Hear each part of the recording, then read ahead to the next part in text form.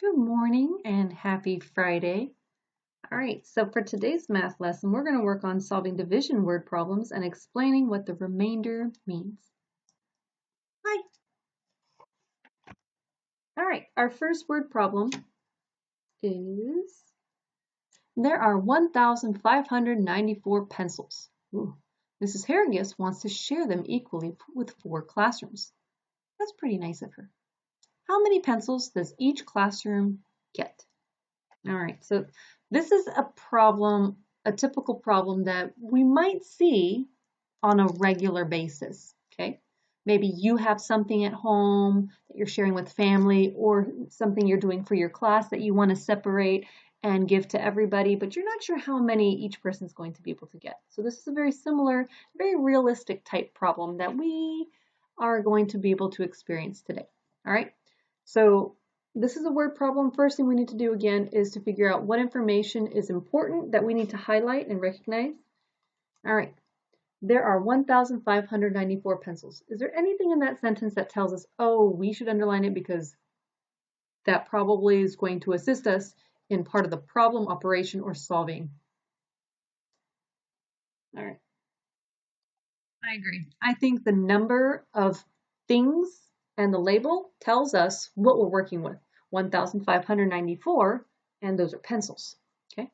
Mrs. Harrigus wants to share them equally with 4 classrooms. All right, what in that sentence do you think tells us something that we need to remember more than anything else maybe in that sentence or in this piece here that we need to highlight to solve and work on our problem? All right, so a couple different things you could have underlined, but if you underline the whole sentence, it really does make you read so much more of the whole problem that you might kind of forget what you're trying to do. What are you trying to do? You're trying to answer this question. And everything that you've underlined will help you to answer this question. All right, how many pencils does each classroom get? Do we have all the information necessary to answer that question? Well, we know how many pencils there are. Do we need to know who is sharing? That's kind of nice. Probably when answering the question, yes, but to solve it, no, not quite yet. Okay, so we know how many things there are. There are 1,594 pencils. Okay, and we know we need to share them equally with 4 classrooms. All right, this is the breakdown. All right, now we're going to go ahead and go to classroom 1, classroom 2, classroom 3, classroom 4. All right, we need to figure out these 4 classrooms are equally going to get the same number of pencils. How do we figure that out? Here's one thing we could do. We could go 1, 2, 3, 4, 5, 6, 7, 8, all the way to 1,594 to make sure each class gets the same number of pencils. We could do that. Do you think that's the best strategy for us to finish and to do our work in a timely and effective manner? No, probably not. Know that that's possible in a very smaller type number, maybe like a single digit number or a very small 2-digit number like 15. But for a number that exceeds or goes beyond 2 different place values or is a larger number, that's not the best way to go. So let's make sure that we have a system and a strategy that helps us solve, but in a way that makes sense and is timely, okay? All right, so once again, 4 classrooms, got it. 1,594 pencils, got it. Each of the classrooms need to have a certain amount. How am I going to divide this into all of those? Well, I guess the language that I'm using right now tells me what I'm going to do. So I'm going to go ahead and take my 4 classes,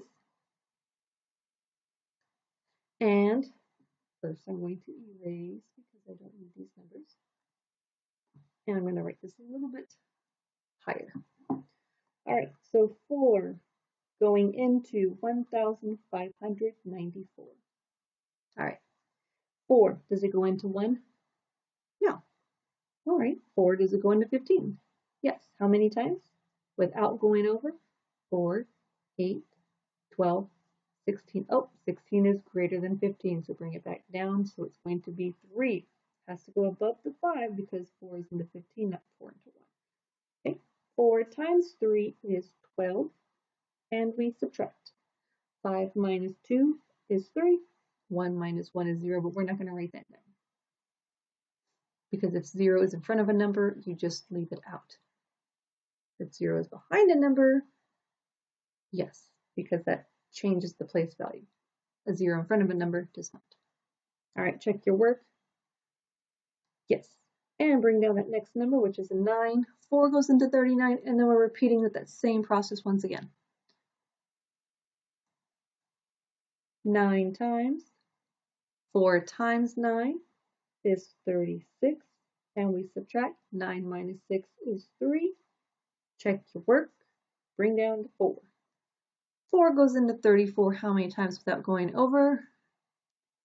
No, it's not 9 because 4 times 9 is 36. So it's 1 less than that. 4 times 8 is 32. Subtract, and we get 2. There's our 2. Squishy.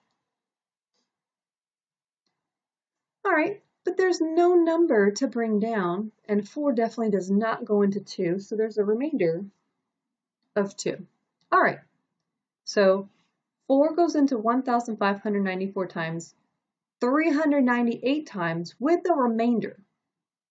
So if class 1, 2, 3, and 4 each get 398, again, this is a problem that is realistic. It could happen. Maybe it happens regularly throughout your days. What would you do in this situation? Okay, how many pencils does each classroom get? Each classroom would get, what are you going to do? So there are 398 pencils that each classroom can get, but there's still 2 left over. What do you do with those 2? Today we're going to discuss what you can do with a remainder. If you have a remainder, you need to make a sensible suggestion. Okay, so what would you do? You could give those 2 to Mrs. Nunley. Sure, she would love 2 new pencils. You could give 1 more for one other classroom, 1 more for another, keep 2 for yourself. Lots of different things that you could do, but you need to think reasonably and sensibly with what this remainder means,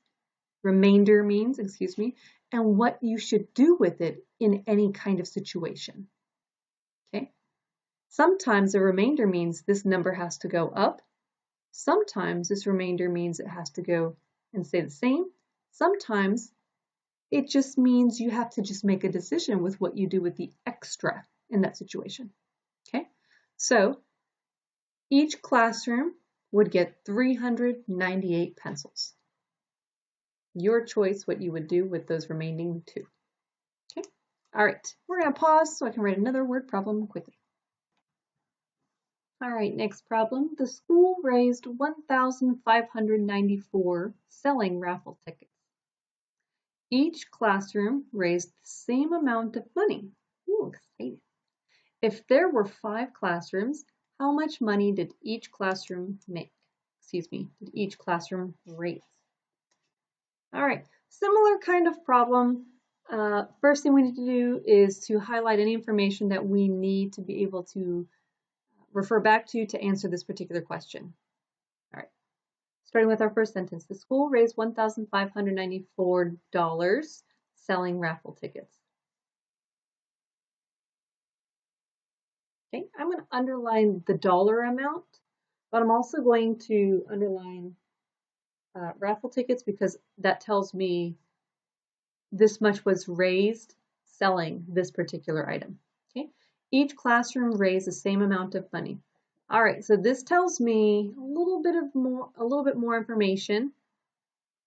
So you don't have to underline the whole thing if only parts of it are what makes it easier for you to remember or to have that important information, but just make sure you're being very careful and strategic with what you're underlining and why it is that you're underlining. Okay, each classroom, I'm actually going to underline the whole sentence just because that tells me that each classroom was able to raise the same amount. And that's pretty important to know. Okay? If there were 5 classrooms, how much money did each classroom raise? All right. Last thing that I'm underlining, question is, not every single time, but most often the question is somewhere either at the end or also starts with one of those who, what, where, when, why questions. Who, what, where, when, why, how questions. Okay? So normally those questions are normally at the end of your word problem, but also it starts with who, what, where, when, why, or how. And that's usually the question that you need to answer for your word problem. All right, so now we have a total of 1,594, and we know that each classroom, all 5 of them, sold an equal amount. Oh, they each raised the same amount, okay? How much did each classroom raise?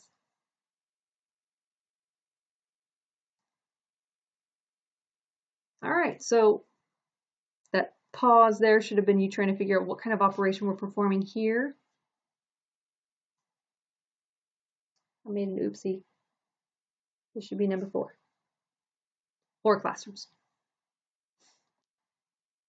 All right. And if you said that we are going to divide 1,594 by 4, you are correct. So we're going to go ahead and see what we come up with. This will tell us all 4 classrooms were able to raise this amount of money, and this was our school total. Okay? 4 does not go into 1, but it does go into 15. 3 times 4 times 3 is 12. Subtract. And pause real quick.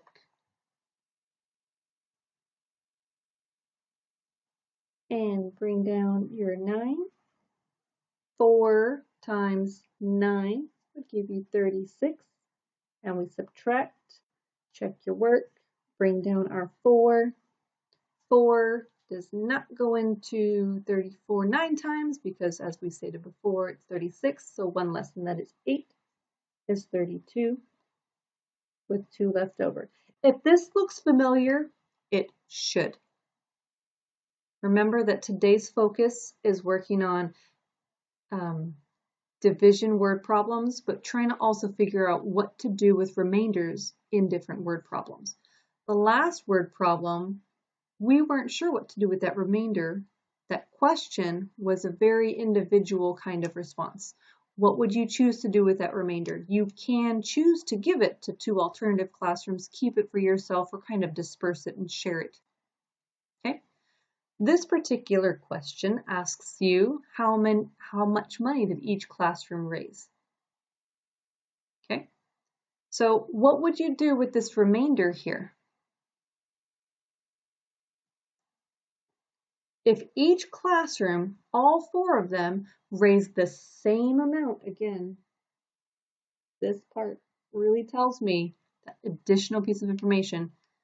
What is going on with that remainder of 2? Because there are 4 classrooms. So we're really having to think a little extra, a little deeper into what that remainder here means for us. So if classroom 1, okay, I'm going to just C1, C2, C3, C4 for classrooms, okay? So if each of them had raised $398, and I see that because that is my quotient, then what does that 2 as the remainder represent for us? Again, remember, we're working with dollars here because our total raise was 1,594. That is what this represents here. Each classroom, each of those 4 classrooms, had $398 raised. That 2 represents, still working with dollars, $2. So right now, we're the same. Every classroom has raised the same amount. But this 2 is kind of like a wrench. in the mix, right? How can we make sure that the 2 continues to be added up here, but still making sure that each classroom has that same amount and that it is in fact evenly distributed amongst these 4 classrooms? All right, so if we're looking at this 2 as $2, what could we do? All right, so if we have $2, I know that if I put 50 cents here, 50 cents here, that makes $1. 50 cents here and another 50 cents here, that makes another $1. So that would be $1, $2, and that would make up that remainder right there, okay? Sometimes the remainder is something that you choose to do something with. There's 2 extra pencils. You can choose to hold on to it or give it to Mrs. Nunley, or just give it to 2 kids that are making good choices in the hallway kind of thing, okay? Sometimes the remainder means they need to be divided again amongst the however many classrooms or different participants that are involved in the problem.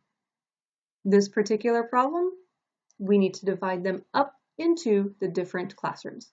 So we're going to change this to $398 and 50 cents and 50 cents and 50 cents and 50 cents. Because when we do that, then we have $1, $2, and there's a remainder of 2. And now looking back, same amount. Yes, all classrooms are again at the same amount.